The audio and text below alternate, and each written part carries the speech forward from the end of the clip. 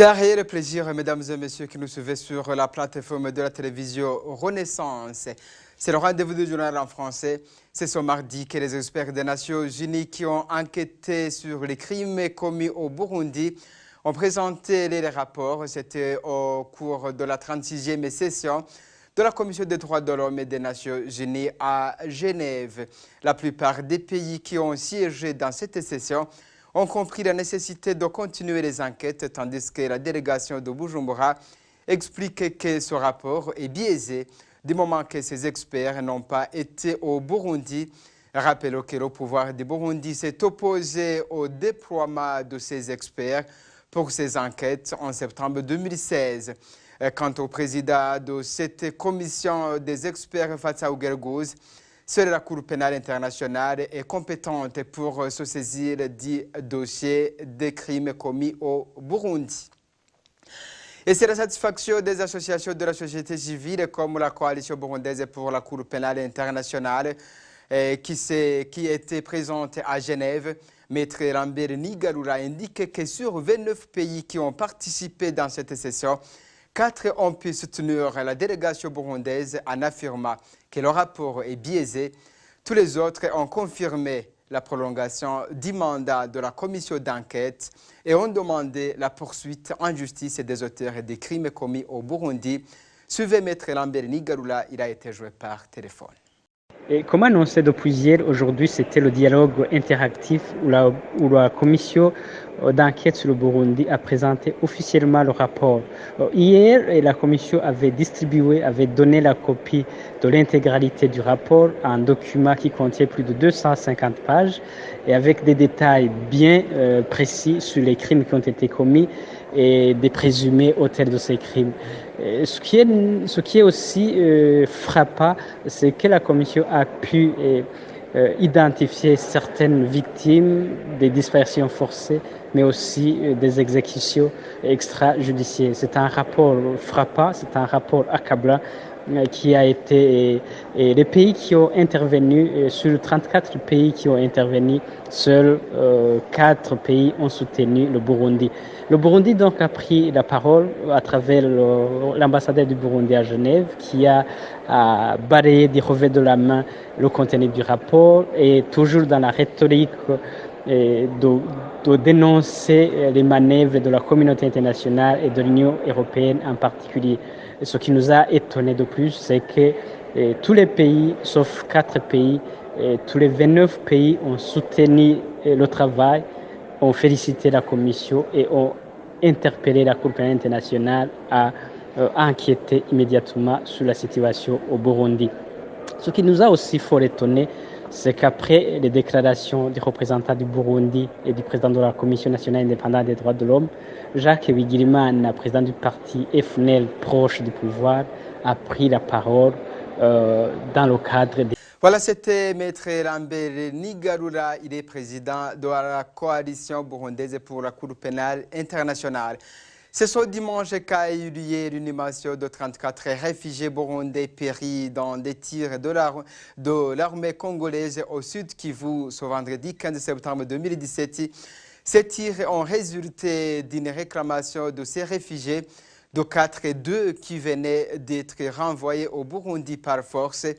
Du moment que ces réfugiés disent avoir des inquiétudes qu'il y aurait une main du pouvoir de Bujumbura, ils demandent qu'il y ait des enquêtes indépendantes pour établir les responsabilités.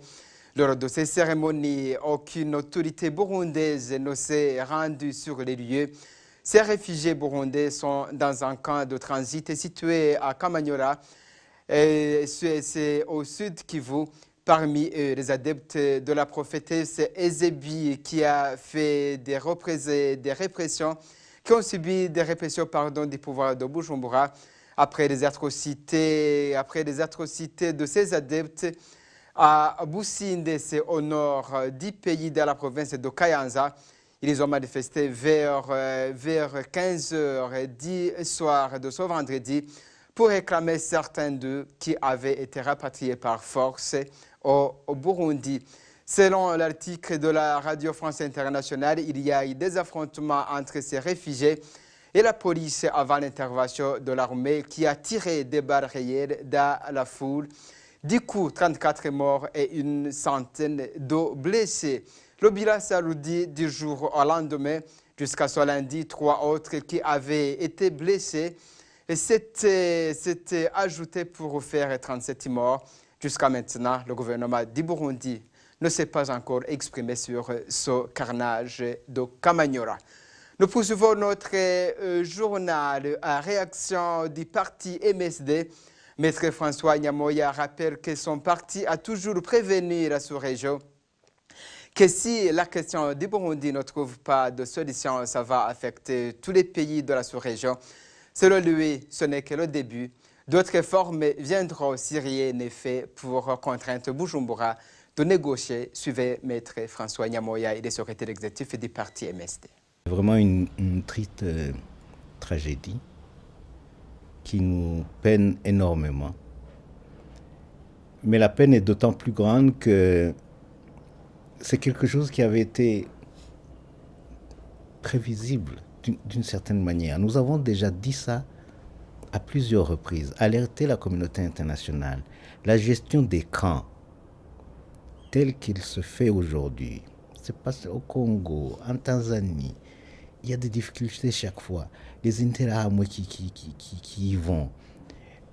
Tout ça finira par créer des problèmes. Lorsque des émissaires, des agents de l'État vont perturber la vie des réfugiés là où ils sont, ça finit toujours par une catastrophe. Et lorsqu'on sait les liens très étroits qu'il y a entre le service national de renseignement congolais et le service de renseignement burundais, c'est un secret de polichinelle. Ce n'est même pas un secret, c'est bien connu. Des liens très étroits.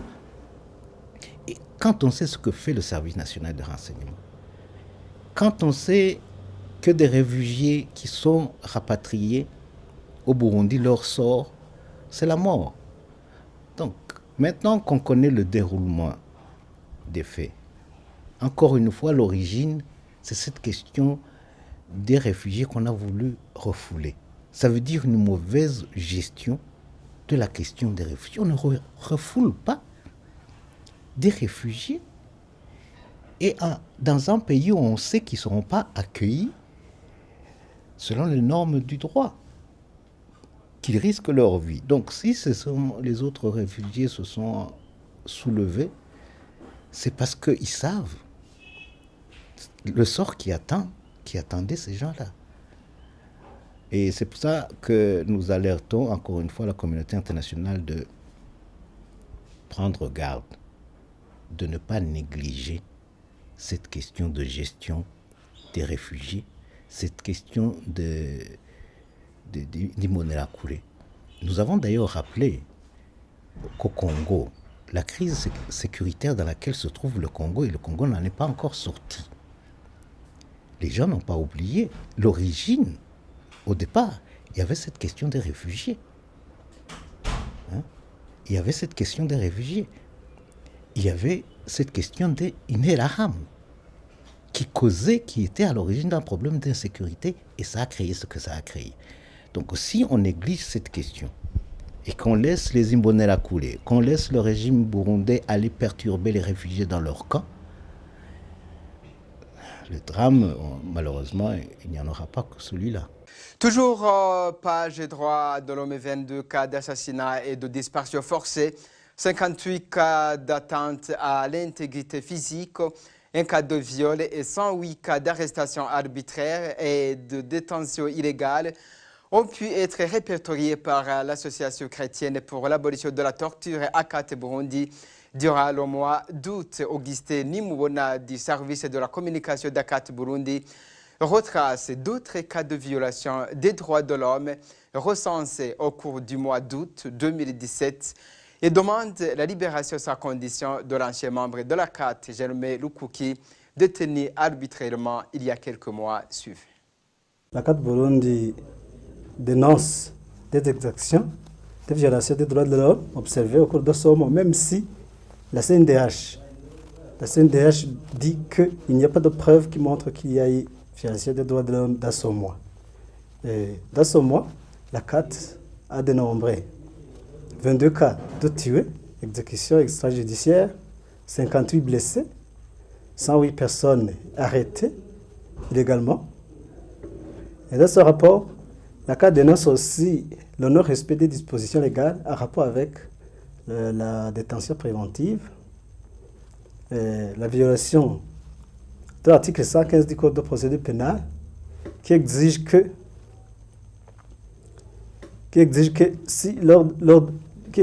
la prorogation d'ordonnance de mise en détention préventive après son expiration. Donc, cet article a été violé. Et la CAT Burundi est aussi préoccupée par l'ingérence grandissante de l'exécutif sur le judiciaire, dont le judiciaire et le cas du gouverneur de Makamba qui s'arroge le droit d'arrêter les gens et d'exiger leur procès. Et la CAT Burundi constate également un non-respect des dispositions légales par l'autorité judiciaire et pénitentiaire. Le cas du procureur général de la République à Muyinga, qui refuse la libération des deux militaires accusés d'être impliqués dans l'attaque du Kamukoni, et le refus par le directeur de la prison centrale de Muyimba, le colonel Kadende,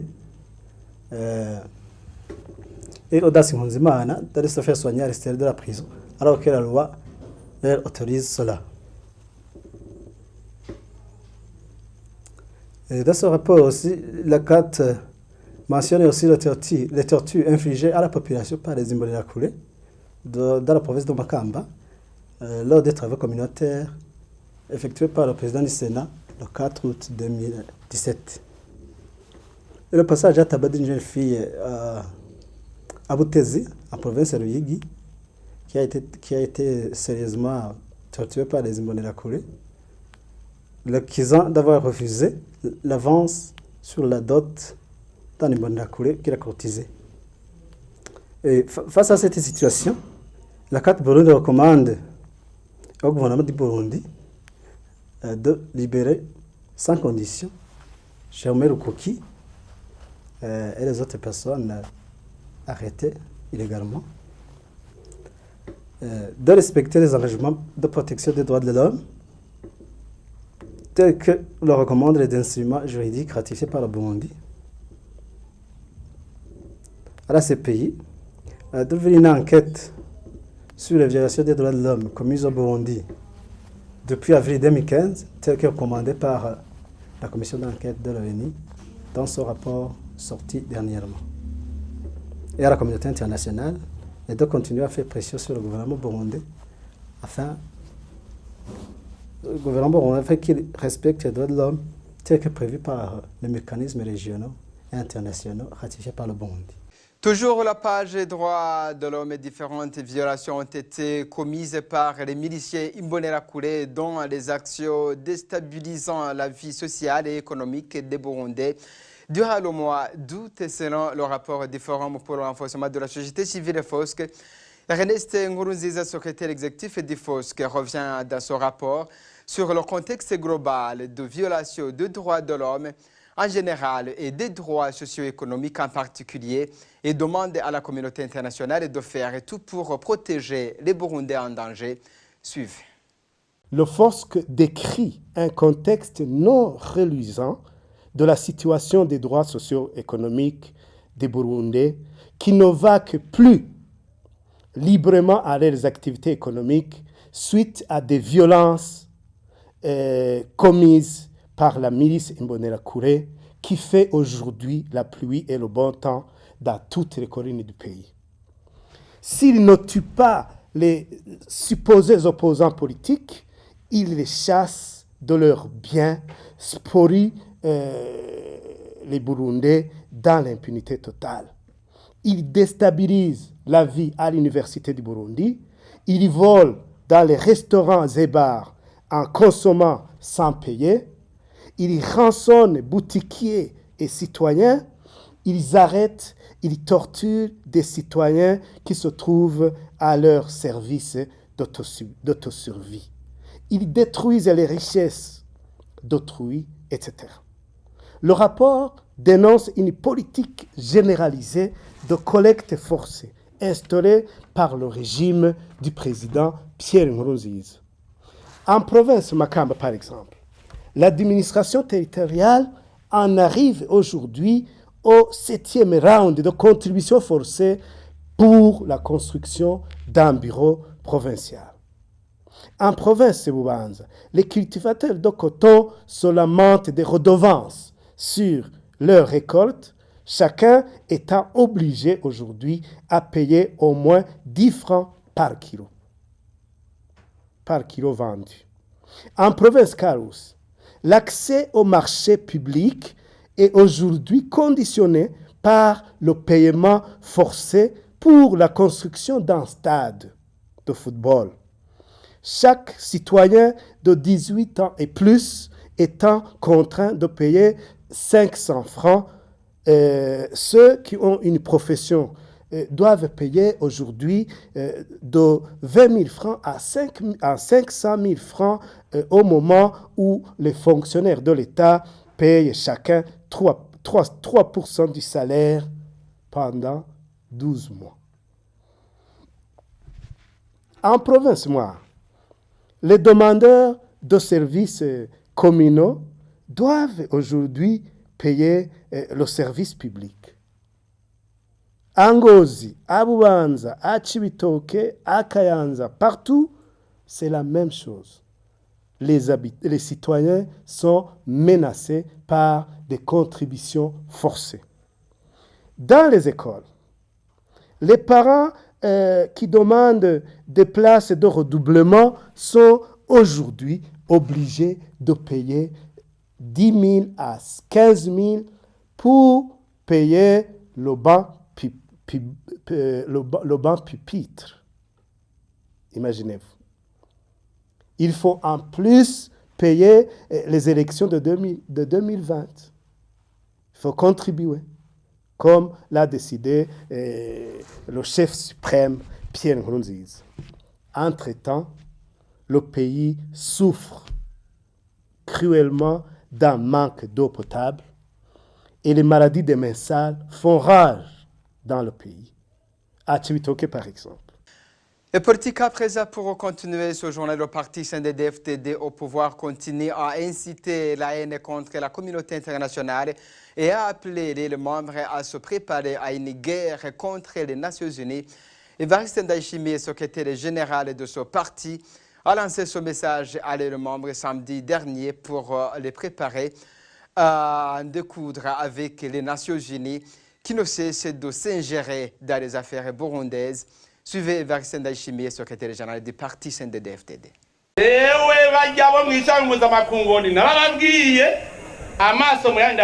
Moi, j'ai dit à la Nations Unies vis-à-vis, vous avez organisé la Maprobu pour qu'ils puissent nous tuer. Elle ne peut pas nous vaincre. Qu'ils viennent. Ça ne peut pas prendre 2 heures pour les combattre. Maintenant, ils veulent amener 228 policiers pour qu'ils puissent nous emprisonner. Qu'ils viennent. Nous allons nous battre pendant 2 heures et ça sera fini. Maintenant, il est temps que les étrangers cessent de nous piétiner dessus. Les Burundais qui ont été trompés, qu'ils partent avec eux. Les Burundais qui ont un bon cœur vont construire notre pays. Les gens se trompent que les étrangers sont plus intelligents que les Burundais. Mais je vais vous dire qu'ils ne sont pas intelligents que nous. Premièrement, ils ont commencé par quoi? Génocide. Il faut savoir qu'il est temps de chasser les démons. Dieu est devant nous. Nous allons les chasser et le Burundi aura un bon avenir. Qui vous a dit que Dieu aime les Blancs plus que les Burundais? Moi, je sais que Dieu aime le Burundi plus que les étrangers.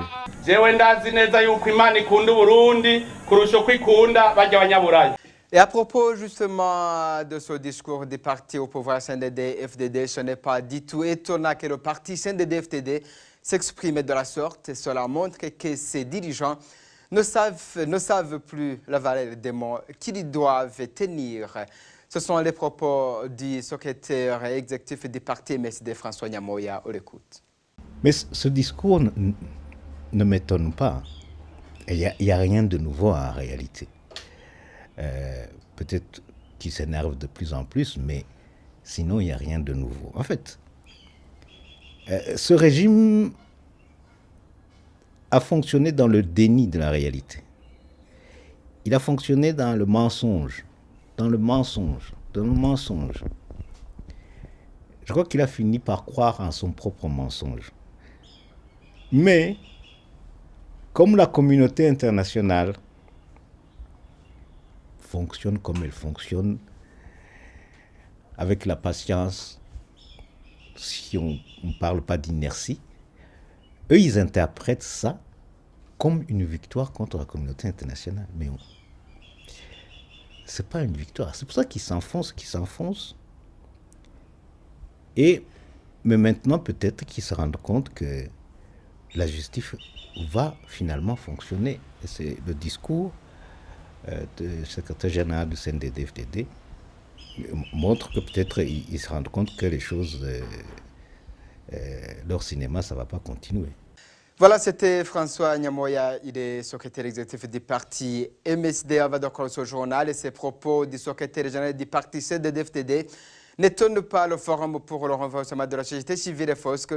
Pour Ernest Nkurunziza, secrétaire exécutif du FOSC, le message relayé par le parti au pouvoir, le CNDD-FDD, devrait plutôt inspirer la communauté internationale et les Nations Unies dans la prise de les décisions visant à protéger le peuple burundais. Je vous prie de le suivre.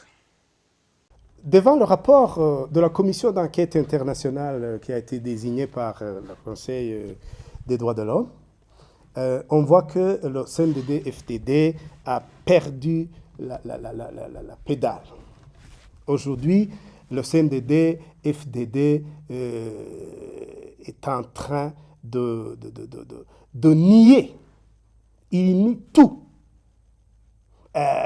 Et ce comportement est normal. Il n'y a personne qui peut accepter qu'il est un criminel. Les criminels nient toujours leurs actions, leurs crimes.